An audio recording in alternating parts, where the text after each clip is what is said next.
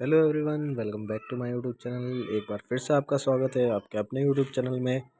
आज का हमारा टॉपिक है नर्सिंग स्टूडेंट बैक क्लियर कैसे करे। तो हर कोई स्टूडेंट जो कि फर्स्ट टाइम बीएससी नर्सिंग में एडमिशन लेने के बाद एग्ज़ाम देता है फर्स्ट सेमेस्टर का, तो मैक्सिमम लोगों के बैक आती रहती है। तो बैक का इतना लोड नहीं लेना है। बैक आती है इसलिए ताकि आपको सबक दे के जाए।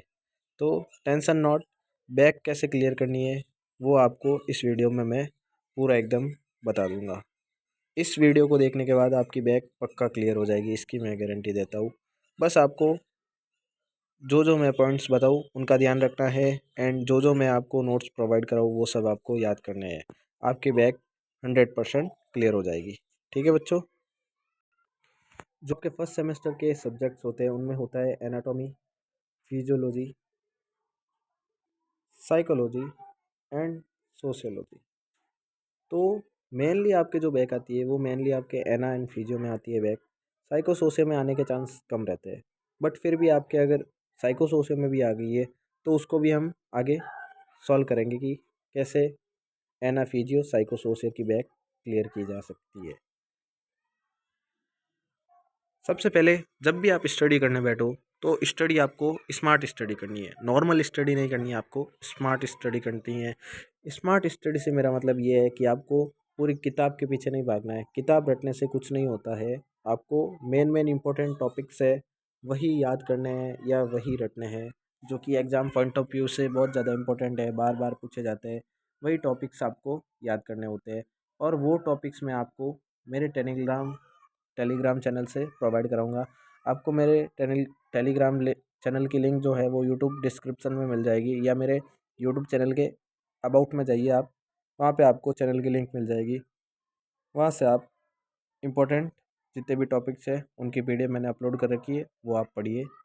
देन सेकंड नोट होता है कि आपको नोट्स बनाने हैं, लिख लिख के याद करना है, जिससे आपकी मेमोरी पावर स्ट्रांग होती है और आपको लॉन्ग टर्म के लिए याद रहता है। एग्ज़ाम के लिए भी आपकी प्रैक्टिस हो जाती है। इसलिए आपको जब भी याद करने बैठो मेक्स नोट्स, लिख लिख के याद करिए।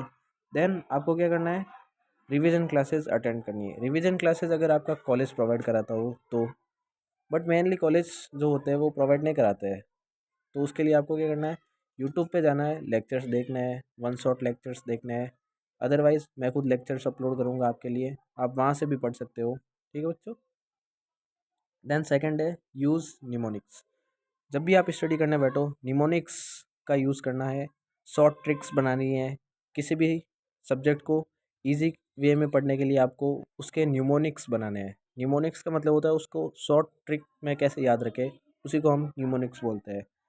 तो वो निमोनिक्स बना के आपको पढ़ाई करनी है, जो कि आपको इजीली मेमोराइज कराने में हेल्प करती है, कंसेप्ट को क्लियर कर देती है। देन आपको एमसीक्यू की प्रैक्टिस करनी है। एमसीक्यू की प्रैक्टिस आप कैसे कर सकते हो, तो आप कोई भी ऐप के माध्यम से, या फिर आप फ्रीली चैट जीपीटी पे जाके सिर्फ इतना लिख देना है, एना physio PYQs MCQ.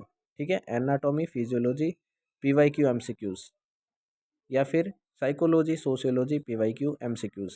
Previous year के जितने भी एमसीक्यूज हैं उनको रोज़ ऐसे 10 से 15 या 20-30 एमसीक्यूज आपको रोज़ देखने हैं, जिससे कि आपके एमसीक्यू के ऊपर पकड़ अच्छी हो जाएगी। क्योंकि एमसीक्यू जो है वो बहुत बड़ा रोल प्ले करता है आपके एग्ज़ाम में। सेमेस्टर एग्ज़ाम में 10 नंबर के आपके एमसीक्यूज आते हैं, तो 10 नंबर बहुत मायने रखते हैं। इसलिए आपको एमसीक्यूज प्रैक्टिस करनी है रोज़ daily. 20 to 30 MCQs chat GPT से कर लेना, आपको इजीली प्रोवाइड हो जाएगी। Then group studies.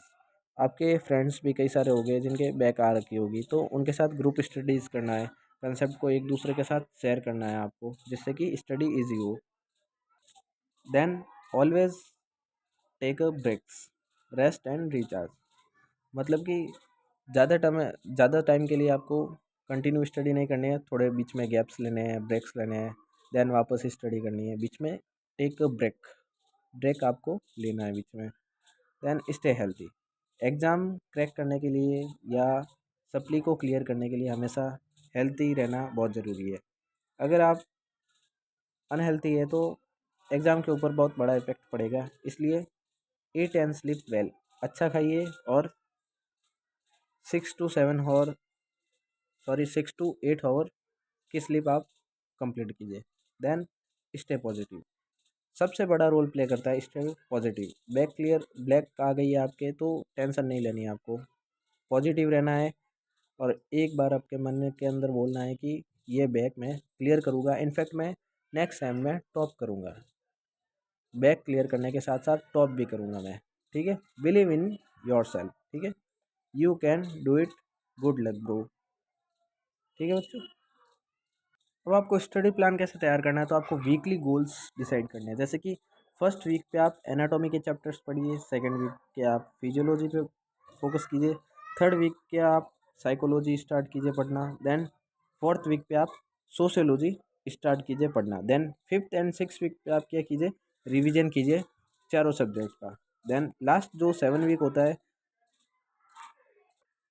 Sorry 4 week का ही अपन को प्लान बनाना है। फर्स्ट वीक पे आपको एनाटॉमी, सेकंड पे आप फिजियोलॉजी, थर्ड पे साइकोलॉजी एंड फोर्थ पे सोशियोलॉजी।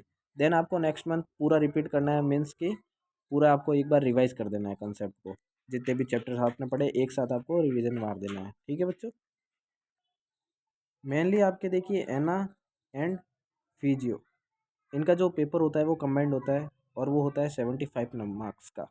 75 में एना के आते हैं 38 या 37, एंड देन फिजियो के 37 या 38 आते हैं। तो ऐसे रहता है 38 प्लस 37 करके फिर 75 का मार्क्स का पेपर आता है।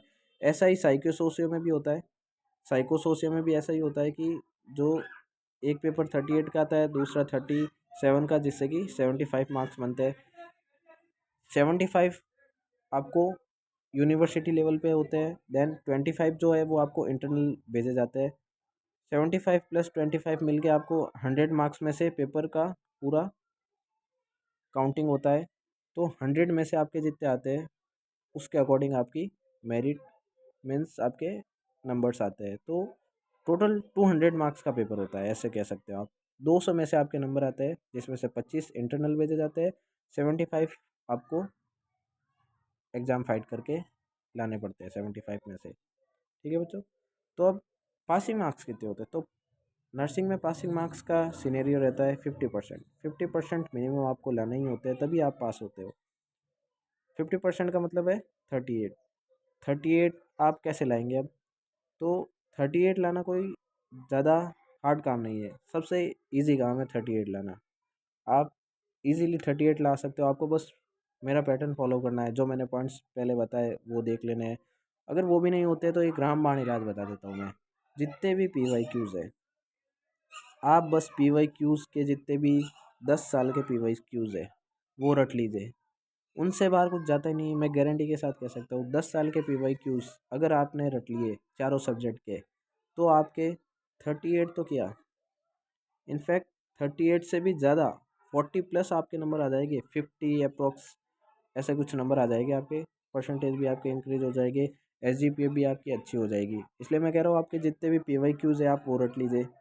देन अगर आपको फर्दर इंपॉर्टेंट टॉपिक्स चाहिए, इंपॉर्टेंट टॉपिक्स जो भी है वो मैं आपको मेरे टेलीग्राम चैनल पे अपलोड कर दूंगा, एंड इंपॉर्टेंट क्वेश्चंस भी अपलोड करूंगा मैं, आप वो पढ़िए, उनसे भी आपकी क्लियर हो जाएगी बैग। उसके अलावा जितने भी PYQs, आपको PYQs ढूंढने में दिक्कत आ रही है तो मैं PYQs जितने भी है वो भी मैं आपको अपलोड करके दूंगा।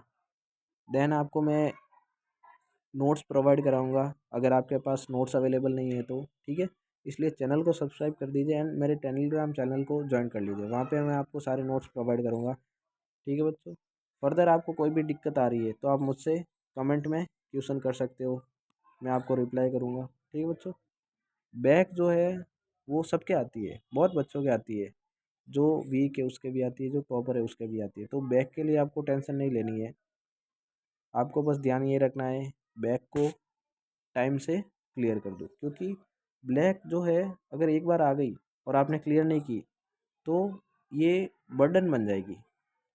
बर्डन इन द सेंस आपके फर्स्ट में बैक आ गई, देन आपका सेकंड का जब एग्ज़ाम होगा तब भी आपके बैक का भी एग्ज़ाम होगा, तो प्रॉब्लम ये होगी कि अब आप सेकंड की तैयारी करोगे या फर्स्ट की तैयारी करोगे।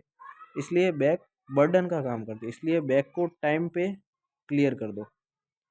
और बैक को क्लियर कैसे करना है तो वो मैंने आपको प्रीवियसली सब समझा दिया है। PYQs देखने हैं, 10 साल के PYQs सॉल्व करने हैं, देन इम्पोर्टेंट टॉपिक्स को आपको देखना है और वो इम्पोर्टेंट टॉपिक्स मैं आपको मेरे टेलीग्राम चैनल पे अपलोड कर दूँगा। ठीक है बच्चों, जितने भी इम्पोर्टेंट टॉपिक्स है वो मैं आपको टेलीग्राम चैनल से प्रोवाइड करा दूँगा। इम्पोर्टेंट क्वेश्चंस भी होंगे वो भी मैं आपको कोशिश करूँगा कि सारे क्वेश्चंस प्रोवाइड करा दूँ टेलीग्राम चैनल पे, एंड फ्रीली प्रोवाइड कराऊँगा, कोई चार्ज नहीं है, फ्रीली प्रोवाइड कराऊँगा। पढ़ो और एग्ज़ाम क्रैक करो। ठीक है बच्चों, थैंक यू बच्चों, नेक्स्ट लेक्चर में मिलते हैं। धन्यवाद।